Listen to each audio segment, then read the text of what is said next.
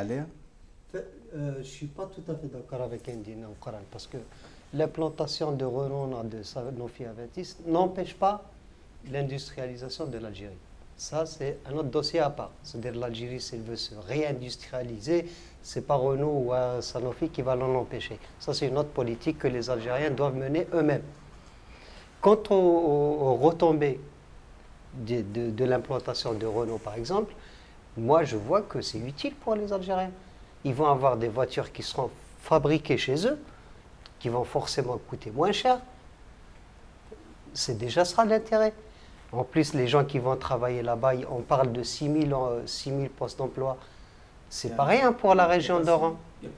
On parle de 6 000. Oui, on parle de 6 000. Mais c'est pas rien pour la région d'Oran. Il y a exactement 350 emplois directs, 350 emplois directs et 25 000 véhicules qui seront produits à partir de 2014. Oui. 350 emplois. Oui, mais 25 000 qui seront.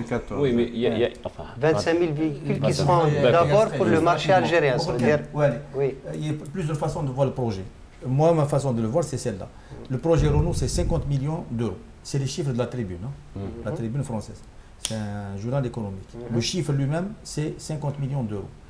Le chiffre global avancé par les Algériens, c'est 1 milliard d'euros. Donc, il y a 950 millions en plus du chiffre de l'usine. L'usine elle-même, l'investissement. C'est quoi l'investissement? C'est un atelier de montage CKD.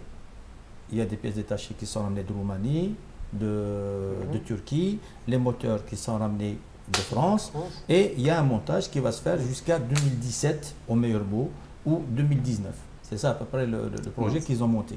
Donc, on nous focalise sur les 50 millions. Il y a 50 millions. Les 950 millions qu'il y a à côté, c'est quoi?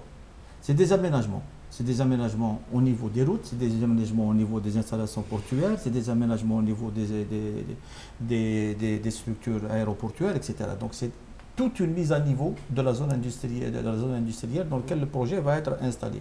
Qui va faire ces travaux? On ne nous dit pas. Dans quelles mesures les contrats vont être passés? On ne nous dit pas. Ça veut dire que voilà, un opérateur qui vient, qui place 50 millions, c'est une bonne chose. Il crée 350 emplois, c'est impeccable. Mais à côté, l'Algérie va dépenser 1 milliard d'euros. Parce que finalement, 950 millions ou 1 milliard, on peut dire 1 milliard pour simplifier les comptes. On va dépenser 1 milliard d'euros. Dans ce 1 milliard d'euros, la France va récupérer la part du lion. Il ne faut pas se leurrer. Elle vient, elle investit 1, elle ramasse 50 à côté. C'est ça les logiques. Mais de notre côté, quand on a dit que شحال قدر من يتفاوض ديالها خاصة بلي لا فواتور رونو la voiture la plus vendue ديال الجزائر. Mais il n'y a pas de problème. شحال قدر من يتفاوض هذا pour l'achat des voitures alors que l'argent اللي يتفاوض هذه قيمته هذه تموت. Donc la circulation de l'argent, c'est une question de point de vue économique. Il y a 51% de l'ATIC, c'est la part de l'État. L'essentiel, c'est de décortiquer les choses. L'essentiel, c'est de décortiquer les choses. Non, mais pourquoi on nous parle de 50? On nous parle de 50 millions d'euros. Ça, c'est des chiffres d'un journal français. Il te dit le projet lui-même, parce qu'il y a un ministre algérien qui a parlé que le projet serait un projet d'1 milliard d'euros, donc 1,3 à peu près milliard de dollars. Alors que sur le site, on parle de 50 millions d'euros. Donc il y a 950 millions qui sont à côté, on ne nous en parle pas. Tu vois? C'est toute la démarche. C'est toute la démarche, c'est toute la logique qu'il y a. Parce que dans la négociation, d'abord, il était hors de question que la visite de Hollande se termine sans qu'il n'y ait quelque chose de concret. Sinon, déjà, il y a la visite de Hollande.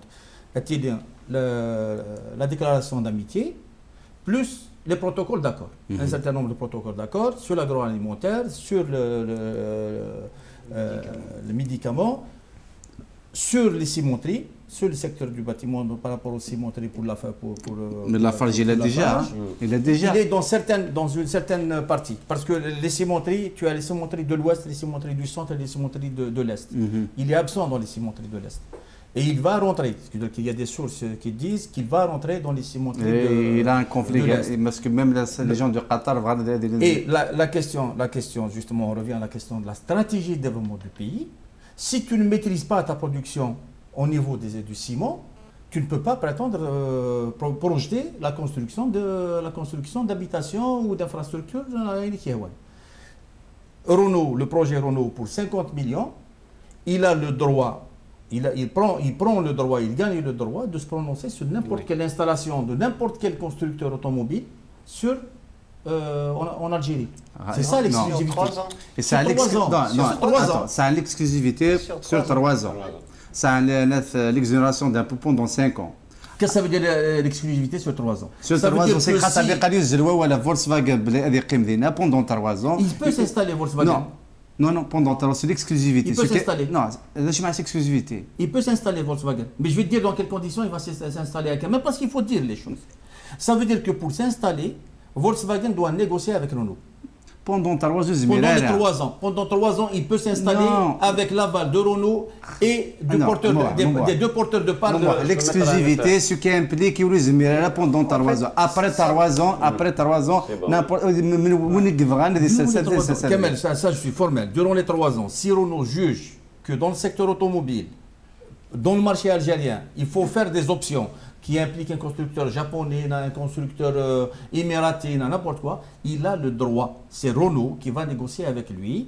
Et tu as les 2 autres porteurs de parts, donc le fonds d'investissement plus la SNVI, qui négocie aussi avec le même partenaire. Mais ça veut dire qu'on vient de donner une concession à Renault sur des décisions de souveraineté. On vient de donner pour 3 ans. 3 ans, on a 10 ans, mais le geste, il est là. Le geste, c'est qu'on vient de concéder un droit sur un secteur de souveraineté, sur des décisions de souveraineté, à un opérateur économique qui est français, ou qui peut être ce qu'on veut.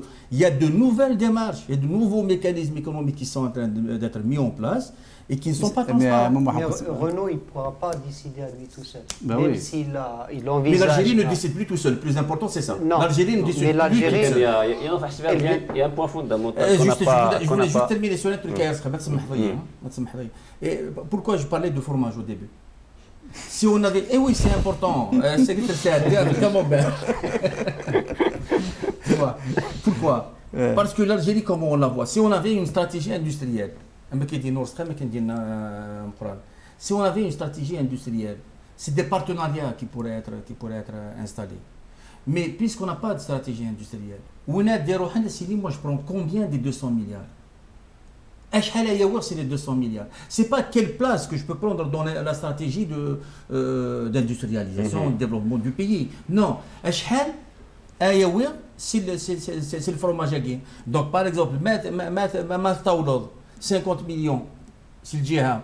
Alors que les marchés, les 950 millions qu'il y a à côté de marché, tu peux les avoir. Et voilà, ben, je ne connais pas un investissement au monde qui a cette rentabilité.